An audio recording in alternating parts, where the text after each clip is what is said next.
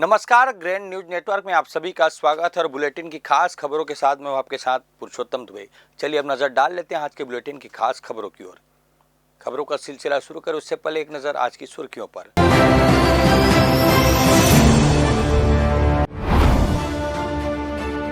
सरकारी स्कूल में मासूमों की जान से खिलवाड़, विकासखंड शिक्षा अधिकारी ने पलटा जिला शिक्षा अधिकारी का आदेश। जर्जर छत के नीचे सांस ले रहे सैकड़ों बच्चे। शहर में नजर आया वैलेंटाइन डे का विरोध, शिव सैनिकों ने पुलवामा के शहीदों को किया नमन। पश्चिम संस्कृति से बाहर आकर मातृ पितृ दिवस मनाने की अपील।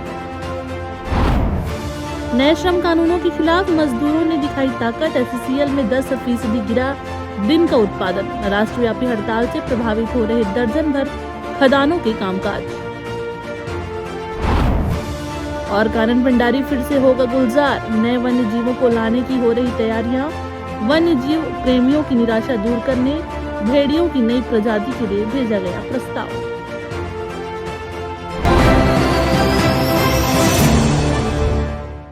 इधर बिलासपुर जिले के शिक्षा विभाग में उस वक्त हड़कंप मच गया जब तखतपुर के विकास खंड शिक्षा अधिकारी ने जिला शिक्षा अधिकारी के स्पष्ट और सुरक्षात्मक आदेशों को दरकिनार कर दिया। मामला तखतपुर के शासकीय पूर्व विधायक साला लोखंडी से जुड़ा है, जहां स्कूल भवन बेहद जर्जर हालत में है। छत से प्लास्टर गिरने और दीवारों में गहरी दरारों के कारण जिला शिक्षा अधिकारी ने स्कूल को 2 पालियों में संचालित करने का निर्देश दिया था ताकि बच्चों की सुरक्षा सुनिश्चित की जा सके।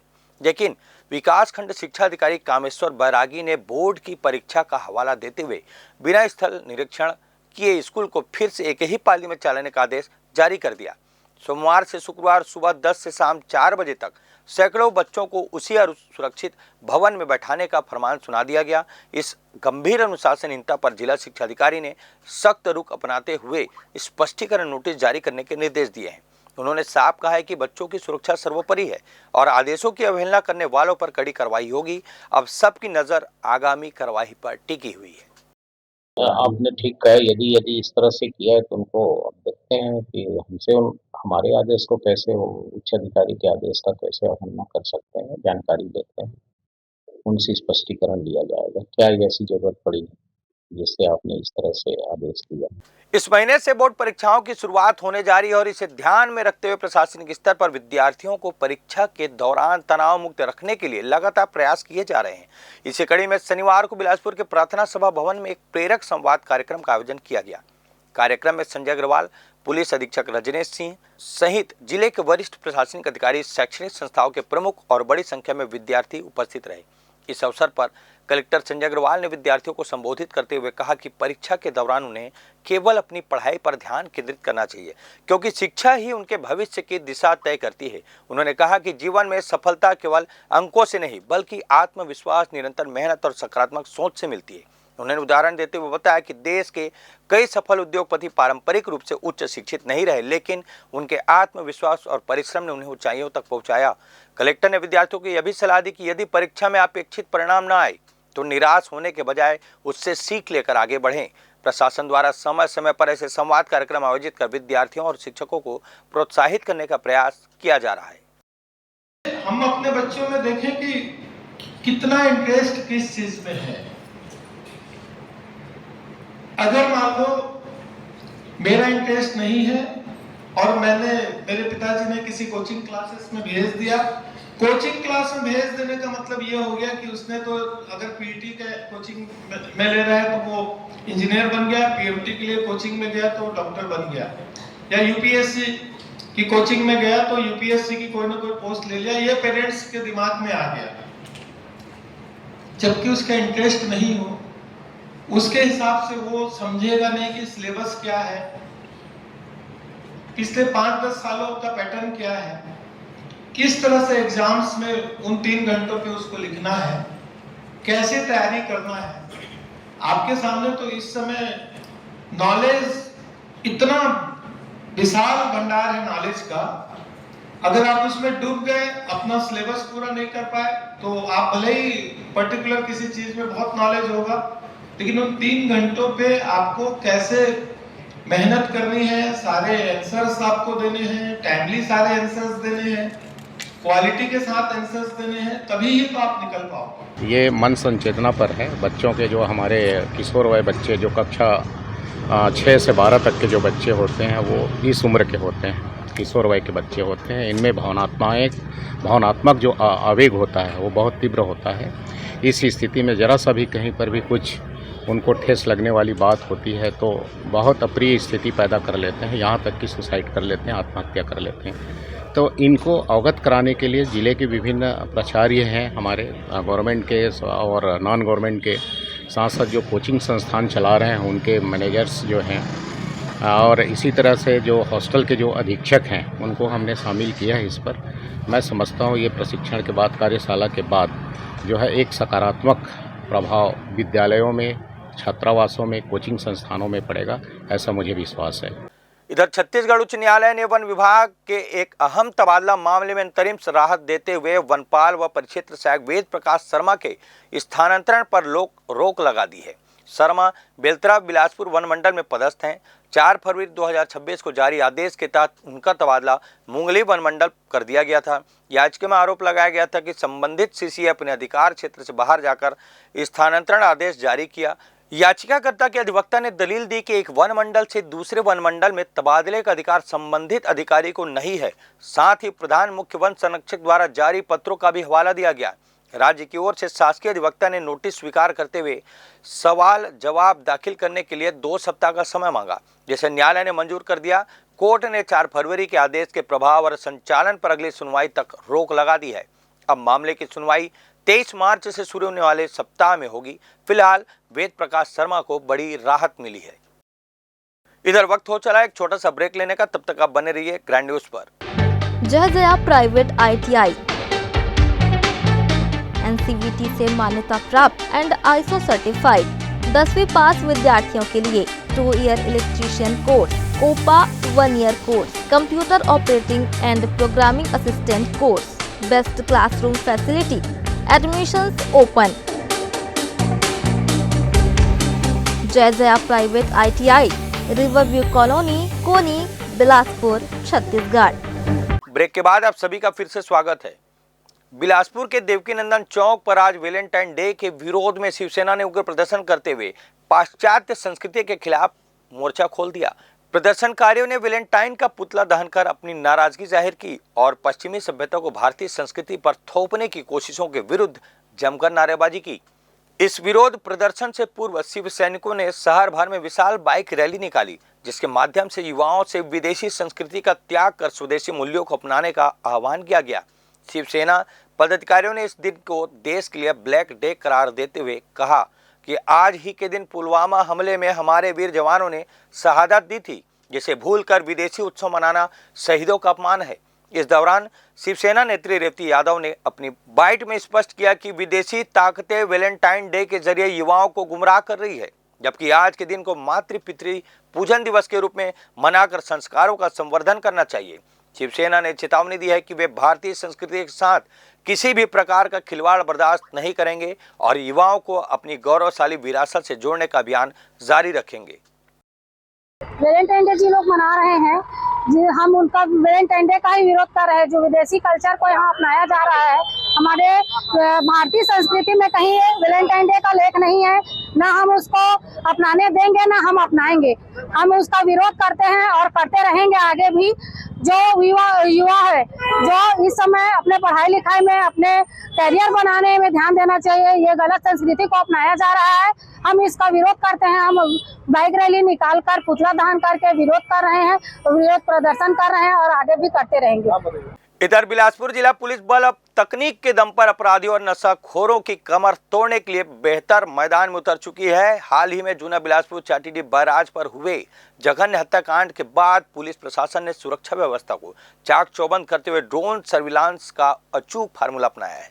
शहर के वीरान इलाकों, खंडहर और नदी के पचरी घाट जैसे अड्डों पर अब आसमान से पुलिस की पैनी नजर है, जिसके डर से हुड़दंगियों और नशेड़ियों का जमावड़ा पूरी तरह तितर बितर हो चुका है। विशेषकर सिटी कोतवाली क्षेत्र में ड्रोन के उड़ते आपराधिक तत्वों के बीच हड़कंप मच गया है और उनकी अड्डेबाजी पर लगाम लग गई है। पुलिस के लिए आगामी होली का त्यौहार एक बड़ी परीक्षा साबित होने वाला है, क्योंकि सरकार द्वारा ड्राई डे की सूची से होली को हटाए जाने के कारण शराब दुकानें खुली रहेंगी, जिससे कानून व्यवस्था बनाए रखना एक बड़ी चुनौती बन गया है।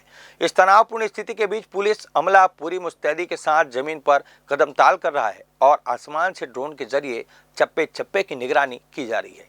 स्वयं कोतवाली प्रभारी ने दल बल के साथ अरपा नदी के तटों और पचरी घाट तक गहन सर्च अभियान चलाकर यह साफ संदेश दिया है कि शहर की शांति भंग करने वालों को बख्शा नहीं जाएगा। बिलासपुर जिला के न्यायालय के पास बीते दिनों हुए दर्दनाक सड़क हादसे में अब पुलिस ने बड़ी कार्रवाई की है। तहसीलदार के बेटे की मौत के मामले में सिविल लाइन पुलिस ने केवल दुर्घटनाएं की धारा न लगाकर ट्रक चालक और निर्माणाधीन भवन के ठेकेदार के खिलाफ गैर इरादतन हत्या का मामला दर्ज किया है। पुलिस की जांच में यह स्पष्ट हुआ है कि यह हादसा महज एक संयोग नहीं बल्कि सुरक्षा मानकों की घोर अनदेखी और जानबूझकर की गई लापरवाही का परिणाम था। व्यस्त मार्ग पर बिना किसी संकेत या गाइड के भारी वाहन का परिचालन करना एक मासूम की जान पर भारी पड़ गया, जिसके बाद अब कानून का शिकंजा कसता नजर आ रहा है। देखिए पूरी खास रिपोर्ट। घटना मंगलवार सुबह की है, जब जिला न्यायालय के पास एक निर्माणाधीन बिल्डिंग में निर्माण सामग्री लेकर ट्रक क्रमांक CG 29AC 0934 पहुंचा था। ठेकेदार के निर्देश पर चालक ट्रक को मुख्य मार्ग से गेट की ओर बैक कर रहा था। चूंकि ये इलाका बेहद व्यस्त रहता है, इसके बावजूद वहां न तो कोई सुरक्षा घेरा बनाया गया था और न ही किसी व्यक्ति को पीछे से आ रहे ट्रैफिक को रोकने के लिए खड़ा किया गया था। इसी लापरवाही के बीच वहां से गुजर रहे पल्सर सवार मनिंद्र भूषण श्याम पिता हनुमंत सिंह श्याम को ट्रक ने जोरदार टक्कर मार दी। प्रत्यक्षदर्शियों के अनुसार टक्कर इतनी भीषण थी कि मनिंद्र के सिर और चेहरे पर गंभीर चोटें आई। उन्हें तत्काल सिम्स अस्पताल में भर्ती कराया गया, लेकिन इलाज के दौरान उन्होंने दम तोड़ दिया। पोस्टमार्टम रिपोर्ट में भी मौत का मुख्य कारण सिर में लगी घातक चोट को बताया गया। हाँ, ये सिविल लाइन थाना क्षेत्र अंतर्गत का मामला है। तो उसमें एक छात्र की जो एक ट्रक से टकराया था, उसमें उसकी मृत्यु हो गई थी। जांच में जो वाहन चालक है और ठेकेदार जिसने वो सामान अनलोड करने हेतु बुलाया गया था, दोनों की गंभीर लापरवाही सामने आई थी। तो इसमें गैर इरादतन हत्या का मामला दर्ज किया गया है और शीघ्र ही उसमें विवेचना पूर्ण कर चालान न्यायालय में पेश किया जाएगा। गाड़ी जब गाड़ी वहां से अंदर से निकल रही थी न्यायालय परिसर से, तो उस समय उनको जो आवश्यक सावधानी बरतनी थी उसमें उनके द्वारा गंभीर चूक की गई थी, जिसके कारण से इस मामले में गैर इरादतन हत्या का मामला दर्ज किया गया है। सिविल लाइन पुलिस और प्रधान आरक्षक द्वारा की गई गहन जांच में ये पाया गया कि ये मामला सामान्य दुर्घटना से कहीं अधिक गंभीर है। व्यस्त सड़क पर बिना किसी सुरक्षा संकेतक के भारी वाहन से सामग्री खाली करना और ट्रक को बैक करना सीधे तौर पर लोगों की जान को जोखिम में डालना है। प्रत्यक्षदर्शी अमन गुप्ता के बयानों और घटनास्थल के निरीक्षण के बाद पुलिस ने माना कि ठेकेदार और चालक की इस सामूहिक लापरवाही ने एक होनहार युवक की जान ले ली। इसी आधार पर पुलिस ने अब ट्रक चालक और संबंधित ठेकेदार को आरोपी बनाते हुए उनके खिलाफ गैर इरादतन हत्या की धाराओं के तहत प्राथमिकी दर्ज कर ली है। एडिशनल SP पंकज पटेल ने इस मामले में सख्त कार्रवाई के संकेत दिए हैं और जांच को आगे बढ़ाया जा रहा है। कैमरामैन अमर ध्रुव के साथ पिंटू दुबे की रिपोर्ट। इधर बिलासपुर सिविल लाइन थाना क्षेत्र के अंतर्गत रिंग रोड नंबर 2 के पास से एक नाबालिग बालक के अपहरण और उसके साथ हुई बेरहमी से मारपीट के मामले में शहर में सनसनी फैला दी है। प्राप्त जानकारी के अनुसार एक टाटा सफारी गाड़ी में सवार होकर आए 3 युवकों ने सरेराह नाबालिग का अपहरण किया और उससे जबरन साथ ले जाकर उसके साथ मारपीट की वारदात को अंजाम दिया गया। घटना की सूचना मिलते ही सिविल लाइन पुलिस तत्काल हरकत में आई और शहर के विभिन्न रास्तों पर घेराबंदी करते हुए आरोपियों को दबोच लिया। पुलिस की प्रारंभिक जांच में खुलासा हुआ कि पकड़े गए आरोपियों में से 2 नाबालिग है, जिनके विरुद्ध JJ के कड़े प्रावधानों के तहत वैधानिक कार्रवाई की जा रही है। वहीं इस पूरी वारदात में शामिल बालिग आरोपी लक्ष्य आहूजा को हिरासत में लेकर पुलिस कड़ी पूछताछ कर रही है। फिलहाल पुलिस ने अपहरण और मारपीट के संगीन धाराओं के तहत मामला दर्ज कर लिया है और इस वारदात के पीछे के मुख्य कारणों की बारीकी से जांच कर रही है, ताकि मामले में आगे की कानूनी प्रक्रिया पूरी की जा सके। सिविल लाइन थाना क्षेत्र का मामला लिंक रोड 2 के पास से एक नाबालिग बालक को 3 लड़कों के द्वारा सफारी कार में बैठाकर अपहरण कर ले जाया गया और मारपीट की गाली गलौज की, जिसको पुलिस ने अपहरण मारपीट और गाली गलौज के संबंधित धाराओं में अपराध पंजीकृत किया है। इसमें 2 बालक नाबालिग हैं जिनके विरुद्ध JJ एक्ट के तहत पुलिस कार्रवाई कर रही है। एक बालिग लड़का जो लक्ष्य आहूजा है उसको पुलिस ने गिरफ्तार कर लिया है। वक्त अब चला एक और छोटा सा ब्रेक लेने का, तब तक आप बने रहिए ग्रैंड न्यूज पर। जय प्राइवेट ITI NCVT से मान्यता प्राप्त एंड ISO सर्टिफाइड 10वीं पास विद्यार्थियों के लिए 2 year electrician course, COPA 1 year course, computer operating and programming assistant course, best classroom facility, admissions open. Jai private ITI, Riverview colony, Koni, Bilaspur, Chhattisgarh. Break के बाद आप सभी का फिर से स्वागत है। केंद्र सरकार द्वारा लाए गए 4 नए श्रम कानूनों के विरोध में आज प्रदेश के कोयलांचल क्षेत्रों में राष्ट्रव्यापी हड़ताल का व्यापक असर देखने को मिला। संयुक्त मोर्चा के आह्वान पर आयोजित इस प्रदर्शन के कारण साउथ ईस्टर्न कोलफील्ड लिमिटेड की 12 प्रमुख खदानों में कोयला उत्पादन और परिवहन की गति धीमी पड़ गई। सुबह से कर्मचारी खदानों के बाहर एकजुट होकर नए कानूनों के खिलाफ जमकर नारेबाजी करते नजर आए, जिससे कंपनी के परिचालन पर सीधा प्रभाव पड़ा। इस लड़ाई में कांग्रेस का समर्थन जोरदार मिला और कांग्रेस पार्टी सड़क से सदन तक के इस आंदोलन में पुरजोर समर्थन करने की वादा करी। वहीं इस मामले में ACCL के जनसंपर्क अधिकारी द्वारा एक साझा की गई जानकारी के अनुसार इस हड़ताल के चलते कंपनी के कुल दैनिक उत्पादन में लगभग 10% की गिरावट आने का अनुमान है। साथ ही कर्मचारियों की उपस्थिति में भी सामान्य दिनों की तुलना में 30% की कमी दर्ज की गई है। विभागीय कर्मचारियों के विरोध के कारण विशेष रूप से ओवरबर्डन रिमूवल का कार्य सबसे अधिक प्रभावित हुआ। हालांकि प्रबंधन का दावा है कि दूसरी पारी यानी कि सेकंड शिफ्ट में जैसे ही शुरू होती है वैसे ही कर्मचारी धीरे धीरे काम पर लौटने लगते हैं और कार्य संचालन फिर से तूल पकड़ लेता है। अब ये अधिकारी का कहना है, बाकी आगे देखने वाली ये बात होगी कि हकीकत है क्या। केंद्रीय श्रम संगठनों सेंट्रल ट्रेड यूनियंस के द्वारा आज जो राष्ट्रव्यापी हड़ताल आहूत की गई है उसका असर ACCL में पहली पाली और जनरल शिफ्ट के आधार पर देखें तो आंशिक रूप से ही रहा है। यदि हम खदानवार बात करें तो ACCL की जो 20 ओपन कास्ट खदानें हैं उसमें से 11 खदानें सामान्य रूप से कार्य कर रही हैं, जबकि 9 खदानें आंशिक रूप से प्रभावित हैं। यदि कोरबा जिले के हम मेगा परियोजनाओं की बात करें तो जो हमारी दीपका मेगा माइन है वो लगभग सामान्य रूप से संचालित हो रही है।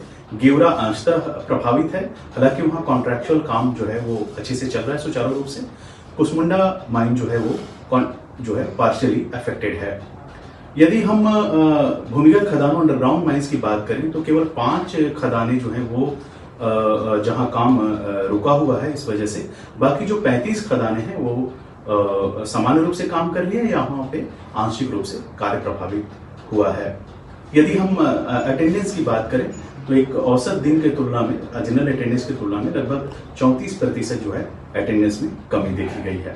ये बातें आज के फर्स्ट शिफ्ट और जनरल शिफ्ट के आधार पर हैं। शाम तक जैसी स्थिति होगी और इसको अपडेट किया जाएगा।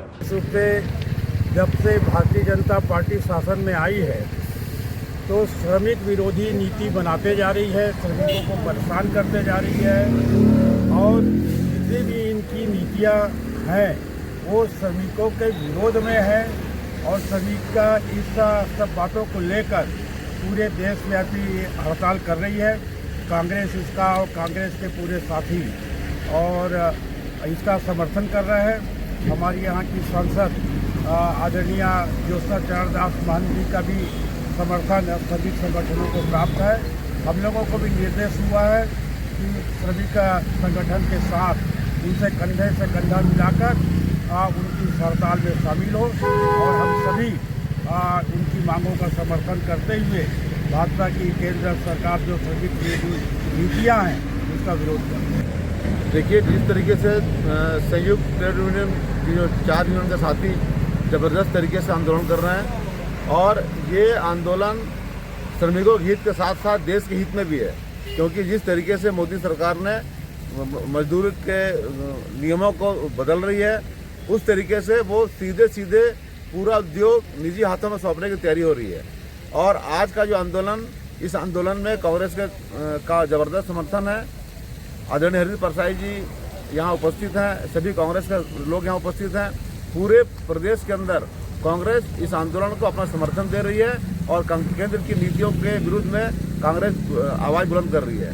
साथ ही कांग्रेस ने आश्वस्त किया है कि इस लड़ाई को वो सड़क से लेकर संसद तक लड़ेंगे। आदरणीय राहुल गांधी जी ने भी ज़बरदस्त इसका विरोध किया है और वो भी लगातार बोलते रहे हैं कि श्रमिकों के साथ अन्याय हो रहा है। श्रमिकों के साथ जो उनको सुविधाएं दी गई थी वो सारी सुविधाएं सारे बिल में ख़त्म कर दिए गए हैं। निजी हाथों को सौंपने की तैयारी चल रही है। इस तरीके से आज पूरा देश जो है पूरा उद्योग खतरे में है।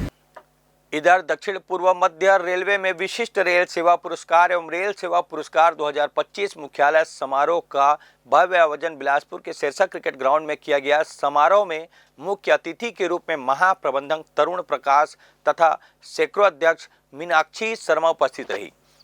कार्यक्रम की शुरुआत दीप प्रज्वलन, इसके बाद भारतीय रेलवे की गौरवशाली यात्रा पर आधारित लघु फिल्म का प्रदर्शन और रंगारंग सांस्कृतिक प्रस्तुतियां दी गई, जिससे समारोह में उत्साह का माहौल रहा। इस अवसर पर उत्कृष्ट कार्य निष्पादन करने वाले 10 अधिकारियों और 63 कर्मचारियों को विशिष्ट रेल सेवा एवं रेल सेवा पुरस्कार से सम्मानित किया गया।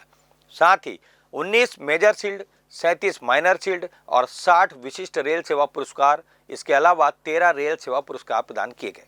हर मापदंड पर श्रेष्ठ प्रदर्शन के लिए बिलासपुर रेल मंडल को प्रतिष्ठित ओवरऑल एफिशिएंसी सतपुड़ा शील्ड से नवाजा गया। समारोह ने रेलकर्मी की निष्ठा और समर्पण और उत्कृष्ट सेवा भावना को सम्मानित करते हुए संगठन की गौरवशाली परंपरा को और मजबूत किया है।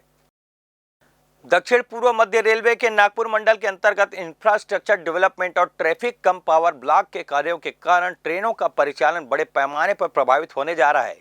रेलवे द्वारा लिए जा रहे इस ब्लॉक के चलते कुल 9 मेमू ट्रेनों को रद्द करने का निर्णय लिया गया है, जिसमें रायपुर डोंगरगढ़ गोंदिया रायपुर और इतवारी बालाघाट जैसे महत्वपूर्ण खंडों की गाड़ियां शामिल है। ये ट्रेनें मुख्य रूप से 13 व 14 फरवरी और अगले महीने 13 व 14 मार्च 2026 को पटरी पर नहीं उतरेंगी, जिससे दैनिक यात्रियों को भारी असुविधा का सामना करना पड़ सकता है।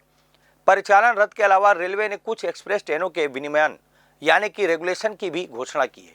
इससे टाटा इतवारी एक्सप्रेस और कोरबा इतवारी एक्सप्रेस शामिल है, जिन्हें 13 फरवरी और 13 मार्च को दुर्ग बोरतलाव खंड के बीच रोककर चलाया जाएगा। रेलवे प्रशासन ने यात्रियों से अपील की है कि वे अपनी यात्रा शुरू करने से पहले ट्रेनों की वास्तविक स्थिति की जांच कर ले, ताकि स्टेशन पहुंचने के बाद किसी भी तरह की परेशानी से बचा जा सके। इधर बिलासपुर प्रेस क्लब को शनिवार को मानव सेवा के लिए हमेशा तत्पर रहने वाला जज्बा संस्था और प्रेस क्लब के संयुक्त तत्वाधान में स्वास्थ्य शिविर का आयोजन किया गया। नगरी चौक स्थित बिलासपुर प्रेस ट्रस्ट भवन में आयोजित इस शिविर में बड़ी संख्या में पत्रकारों ने हिस्सा लिया, जहां पर liver, BP, sugar, uric acid का परीक्षण कराया, जहां प्रमुख रूप से फाइब्रो स्कैन जांच शामिल रही। शिविर का 125 पत्रकारों ने लाभ लिया। इस दौरान भारत के प्रसिद्ध लीवर और पेट के डॉक्टर समर्थ शर्मा ने सभी का स्वास्थ्य परीक्षण कर उचित मार्गदर्शन दिया। इस दौरान डॉक्टर समर्थ ने बताया कि इन दिनों विशेषकर शुगर, बीपी, मोटापा, गैस की शिकायतें लोगों में आम हो गई है। लोगों के अनियमित आहार से यह प्रमुख समस्या सामने आ रही है। उन्होंने बताया कि लीवर शरीर का सबसे महत्वपूर्ण अंग है, जिसे हेल्दी रखना बहुत ही जरूरी है। वर्तमान परिवेश में बैलेंसिंग डाइट के साथ ही यह संभव हो सकता है, ताकि लीवर से जुड़ी समस्या न हो सके। इधर शिविर के बारे में जज्बा के संस्थापक संजय मतलानी ने बताया कि उक्त शिविर में प्रमुख रूप से फाइब्रोस्कैन की जांच की जा रही है, जो एक सुरक्षित, दर्द रहित और गैर आक्रामक अल्ट्रासाउंड आधारित जांच है, जिसका उपयोग लीवर में फाइब्रोसिस यानी कठोरता या स्कोरिंग और इसके अलावा वसा की मात्रा को मापने के लिए किया जाता है। इस अत्याधुनिक मशीन से शिविर में पहुंचने वाले पत्रकारों के लीवर की जांच की गई। इस दौरान जज्बा की टीम ने प्रेस क्लब के प्रमुख पदाधिकारियों को हेल्थ किट दी।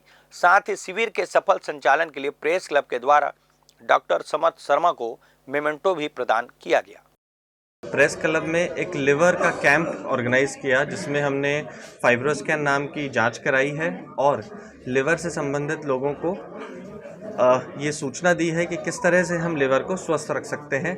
मुझे यहाँ बुलाने के लिए और प्रेस क्लब में ये कार्यक्रम आयोजित करने के लिए मैं आदरणीय मेमन साहब, जो हमारे फाउंडर हैं, हमारे अभी करंट प्रेसिडेंट साहब अजीत मिश्रा जी, सलूजा साहब और गवई जी, इन सबको मैं बहुत बहुत धन्यवाद देना चाहता हूं कि उन्होंने हमें ये अनुमति दी और आज आप सबके सामने मैं बिल्कुल एज अ डॉक्टर और एज अ लिवर स्पेशलिस्ट ये बात रखना चाहता हूँ कि लिवर एक बहुत ही महत्वपूर्ण अंग है हमारे शरीर का, जिसे हमें इग्नोर नहीं करना चाहिए।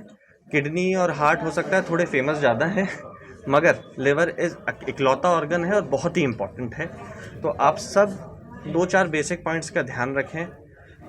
एक इम्पॉर्टेंट चीज़ है कि कॉन्शियस डाइट लें। हम अनकॉन्शियस डाइट लेते हैं। अनकॉन्शियस मतलब जो हाथ लग रहा है खा रहे हैं। अभी आप मेरे सामने 2 समोसे रख दें, चाय रख दें, आपको कैलकुलेटेड कैलोरीज को कैलकुलेट करते हुए खाना खाना है। बहुत ज़्यादा तेल, घी, मक्खन से बचना है। किसी भी मात्रा के शराब का सेवन हमारे लिवर के लिए हानिकारक है। ये पुराने कॉन्सेप्ट की वाइन बहुत हेल्दी थी, बिल्कुल नहीं। Alcohol is not good for health, इस बात का ध्यान रखें। सब लोग लगभग रोज़ मूवमेंट करते रहें, चलते फिरते रहें। आजकल वो एक नया वो आया कि sitting is the new problem. Sitting, बैठे रहना, सेडेंटरी रहना, ये एक बहुत बड़ी समस्या है। कीप मूविंग अराउंड, चलते रहें, रोज़ 7 से 8 हज़ार कदम चल ही चलें। डाइट का ध्यान रखें और ख़ुद का ध्यान रखें। पहला सुख निरोगी काया, ये कहावत कभी गलत नहीं हो सकती। वो है तो प्रेस क्लब है, वो है तो हम हैं। सारी चीज़ें हेल्थ से ही रिलेटेड हैं और हमेशा रिलेटेड रहेंगी। स्वास्थ्य ही पहली प्राथमिकता था और रहेगा, इसका ध्यान रखें। और आप सबका वापस मैं एक बार पुनः आप लोगों को धन्यवाद करता हूं मुझे यहाँ बुलाने के लिए। Thank you. कार्यक्रम को लेके हमारे पूर्व अध्यक्ष वीरेंद्र गवई तिलकराज सलूजा के द्वारा चर्चा की गई। उस चर्चा के दौरान हमने सोचा कि प्रेस क्लब में अभी तक के नवगठित टीम के द्वारा ऐसा कोई कार्य किया नहीं गया है। उस कार्य को करने के लिए आपस में चर्चा की। चर्चा करने के बाद ये जांच शिविर के आयोजन के लिए जज्बा संस्था है, उस संस्था के माध्यम से हमने ये शिविर का आयोजन किया। और यह शिविर का आयोजन का उद्देश्य ये था कि हमारे पत्रकार साथी जो फील्ड में काम करते हैं लगातार दिन रात, जिसकी वजह से उनके स्वास्थ्य पे बुरा असर पड़ता है, तो वो भी हमारे परिवार के सदस्य हैं, तो उनकी देख रेख और उनके स्वास्थ्य की चिंता करना भी प्रेस क्लब की एक जवाबदारी है। उसी तारतम्य में यह कार्यक्रम को आयोजित किया गया, जिसमें आज बड़ी संख्या में हमारे पत्रकार साथी प्रेस क्लब के और भी बहुत सारे लोग शिविर में आए और उसका लाभ ले रहे हैं। स्वास्थ्य शिविर का आयोजन किया गया है। इसमें हमारे प्रेस क्लब के सभी सदस्य, बहुत से सदस्य यहाँ पर आके अपने स्वास्थ्य उन्होंने जांच कराया, जो कि उसमें बहुत ही सुखद रहा। हमारा ज़्यादा से ज़्यादा प्रयास है कि जो भी हमारे पत्रकार साथी उनके स्वास्थ्य सब ठीक रहे, क्योंकि उनकी दिन भर ड्यूटी में लगे रहते हैं। पत्रकारों के साथ साथ और भी लोग आके यहाँ पे स्वास्थ्य का कैंप का पूरा फ़ायदा लिया। इसके लिए मैं पूरी नवनिर्वाचित कार्यकारिणी को बहुत ही धन्यवाद देता हूँ, जो उन्होंने ऐसा इस तरह का सराहनीय कार्यक्रम किया। सर, यहाँ पर हम लोग विशेष तौर पे लिवर की एक बहुत बड़ी जांच, बहुत ही महत्वपूर्ण जांच करवा रहे हैं। फाइब्रोस्कैन जांच कहते हैं, जिसमें हर व्यक्ति के लिवर की वर्तमान स्थिति का पता चलता है, वो कितना हार्ड और कितना फैटी हो गया है, या किसी व्यक्ति का कोई लिवर सिरोसिस प्रारंभिक स्तर पर तो नहीं है। तो आज जो है बिलासपुर प्रेस क्लब के सदस्यों द्वारा जज्बा फाउंडेशन और डॉक्टर समर शर्मा, जो कि शहर के जाने माने चिकित्सक के लिवर और पेट के, उनके सहयोग से ये पत्रकार समूह, पत्रकारों के परिवारों के लिए और शहर के सभी नागरिकों के सहायतार्थ शिविर आयोजित किया गया है। अभी तक 100 से ज़्यादा लोगों ने अपना पंजीयन करवाया है और सभी का जो है अच्छे से जाँच हो रहा है। वक्त हो चला एक छोटा सा और ब्रेक लेने का, तब तक आप बने रहिए ग्रैंड न्यूज पर। जय जया प्राइवेट ITI NCVT से मान्यता प्राप्त एंड ISO सर्टिफाइड 10वीं पास विद्यार्थियों के लिए 2 year electrician course, COPA 1 year course, computer operating and programming assistant course, best classroom facility, admissions open. Jai Jaya private ITI, Riverview colony, Koni, Bilaspur, Chhattisgarh. Break के बाद आप सभी का फिर से स्वागत है। बिलासपुर के प्रसिद्ध कानन पिंडारी जू में एक बार फिर वन्य जीवों का कुनबा बढ़ने जा रहा है, जिससे आगामी दिनों में पर्यटकों को नए जीवों का दीदार करने का अवसर मिलेगा। पिछले कुछ वर्षों में कानन जू से कई महत्वपूर्ण जीवों को अन्य चिड़ियाघरों में स्थानांतरित किए जाने के बाद यहां से पर्यटकों की संख्या और उत्साह में कमी देखी जा रही थी, जिसे देखते हुए नवपदस्थ अधीक्षक विनोद सोरी ने गंभीरता से प्रयास शुरू कर दिया है। प्रबंधन ने national zoo authority of India यानी CZA से वन्य प्रणालियों की नई खेप के लिए अनुमति मांगी है। इसमें विशेष रूप से भेड़िए यानी कि वोल्फ की नई प्रजाति को लाने पर जोर दिया गया है। अधीक्षक सोरी का मानना है कि इन नए वन्य जीवों के आने से न केवल जू का आकर्षण बढ़ेगा, बल्कि मायूस हो रहे पर्यटकों में भी फिर से रुचि पैदा होगी। प्रबंधन को पूरा भरोसा है कि नेशनल जू अथॉरिटी उनके इस प्रस्ताव पर जल्द ही मुहर लगाएगी, जिसके बाद कानन पिंडारी जू एक बार फिर अपनी पुरानी चमक और विविधता के साथ शहरवासियों और वन्य प्रेमियों पर्यटकों के स्वागत के लिए तैयार होगा।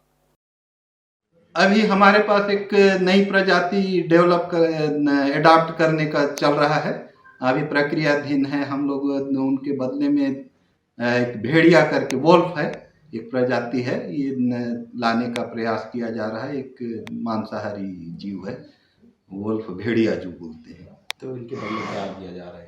हाँ, उनका भी मांग नहीं आया है। अधिकतर यहाँ पे हमारे पास चीतल या सांभर या बारहसिंगा जैसी चीज हैं वो मांगते हैं।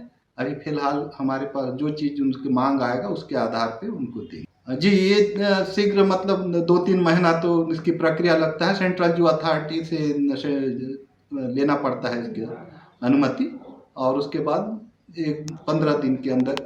इधर बिलासपुर वनवृत्त के हाथी प्रभावित गांवों में वन विभाग ने निरीक्षण के साथ जागरूकता अभियान चलाया। सीसीएफ मनोज पांडे के निर्देश पर कटघोरा वन मंडलाधिकारी कुमार निशांत ने वन परिक्षेत्र जटगा अंतर्गत ग्राम कुकरी काडर और धोबीबारी पहुंचकर हाथियों द्वारा क्षतिग्रस्त मकानों का जायजा लिया। अधिकारियों ने प्रभावित परिवारों से मुलाकात कर नुकसान का आकलन किया और शीघ्र मुआवजा प्रक्रिया शुरू करने के निर्देश भी दिए। निरीक्षण के दौरान वन अमले ने ग्रामीणों को हाथियों की गतिविधियों के समय सतर्क रहने, रात में अकेले बाहर न निकलने, समूह में रहने और किसी भी हलचल की तत्काल सूचना वन विभाग को देने की समझाइश भी दी। अधिकारियों ने बताया कि क्षेत्र में गश्त बढ़ा दी गई है, हाथियों की लगातार मॉनिटरिंग की जा रही है ताकि जन धन की हानि को रोका जा सके। विभाग ने ग्रामीणों से सहयोग की अपील भी की है ताकि जागरूकता के साथ साथ सुरक्षा का सबसे प्रभावी उपाय बनाया जा सके। इधर Chhattisgarh state power distribution company limited Bilaspur द्वारा वितरण केंद्र सेंद्री में स्मार्ट मीटर पखवाड़ा के तहत उपभोक्ता जागरूकता शिविर का आयोजन किया गया। भारत सरकार के केंद्रीय ऊर्जा मंत्रालय के निर्देशानुसार 9 से 23 फरवरी 2026 तक स्मार्ट मीटर पखवाड़ा मनाया जा रहा है। शिविर में उपभोक्ताओं को स्मार्ट मीटर की तकनीकी जानकारी और इसके फायदों से अवगत कराया गया। अधिकारियों ने बताया कि स्मार्ट मीटर से पारदर्शी और सटीक बिलिंग सुनिश्चित होगी, मानवीय हस्तक्षेप समाप्त होगा तथा गलत रीडिंग की समस्या से राहत मिलेगी। उपभोक्ताओं को मोर बिजली ऐप के माध्यम से लाइव डेटा, शेष बैलेंस और दैनिक बिजली खपत की जानकारी प्राप्त करने की प्रक्रिया समझाएगी। रिले ऑफ यानी लाइट बंद होने की स्थिति में क्या कदम उठाने हैं, इस पर भी विशेषज्ञों ने मौके पर समाधान दिया। क्षेत्र के कार्यपालक निदेशक A.K. अम्बस्त ने अधिक से अधिक संख्या में ऐप डाउनलोड कर डिजिटल सेवाओं का लाभ उठाने की अपील की। पखवाड़े के दौरान विभागीय टीमें घर जा जाकर जागरूकता अभियान चलाएगी। इससे बहुत ज़्यादा लाभ है। आज जो पहले क्या होता था कि आपका पता चला कि भाई मीटर पहुंच नहीं पाया, या आप घर से बाहर थे, पता चला कि आप घर में नहीं है तो आपका मीटर नहीं आ पाया, तो क्या होता था कि मीटर नहीं आने की वजह से डबल बिल पहुंच जाता था, 2 महीने का बिल एक साथ। लेकिन इसमें क्या है, ऑनलाइन रीडिंग हो जाएगा। आप घर से नहीं गिरोगे तो भी आपका रीडिंग हो जाएगा। टाइमली रीडिंग में से आप बिल्कुल भी नहीं मिलेगा। बिलासपुर के गांधी चौक मिनी स्टेडियम में आयोजित इंडियन मुस्लिम प्रीमियर लीग यानी कि IMPL सीजन 2 अपने रोमांचक पड़ाव पर पहुंच गया है, जहां क्वार्टर फाइनल मुकाबले का घमासान देखने को मिलेगा। आयोजन समिति के प्रमुख तौसीफ ने बताया कि अब तक शानदार खेल दिखाते हुए Zeenat ultimate warriors, Irza super king, Arsalan fighter, all Hind lions, यम्बुल्स और टाइटंस जैसी टीमों ने क्वार्टर फाइनल में अपनी जगह पक्की कर ली है। प्रतियोगिता के दौरान खिलाड़ियों को उत्साहवर्धन करने के लिए क्रीड़ा के पूर्व अध्यक्ष अजय श्रीवास्तव, पूर्व सांसद इंग्रिड मैक्लाउड, जोन कमिश्नर प्रवेश कश्यप और पार्षद रंगानादम सहित अनेक गणमान्य अतिथि उपस्थित रहे, जिन्होंने खेल को शरीर और समाज की प्रगति के लिए आवश्यक बताया। शुरुआती मैचों में सैफ कुरैशी, जानी कैफ और इमरान खान ने अपने उत्कृष्ट प्रदर्शन में मैन ऑफ द मैच का खिताब अपने नाम किया। कार्यक्रम की रूपरेखा के अनुसार आज के क्वार्टर फाइनल मैचों में जीत दर्ज करने वाली टीमें 15 फरवरी को शाम 6 बजे से होने वाले सेमीफाइनल मुकाबले में भिड़ेंगी, जबकि 16 फरवरी को खिताबी मुकाबले यानी कि फाइनल के साथ ही इस भव्य खेल महोत्सव का समापन और पुरस्कार वितरण किया जाएगा।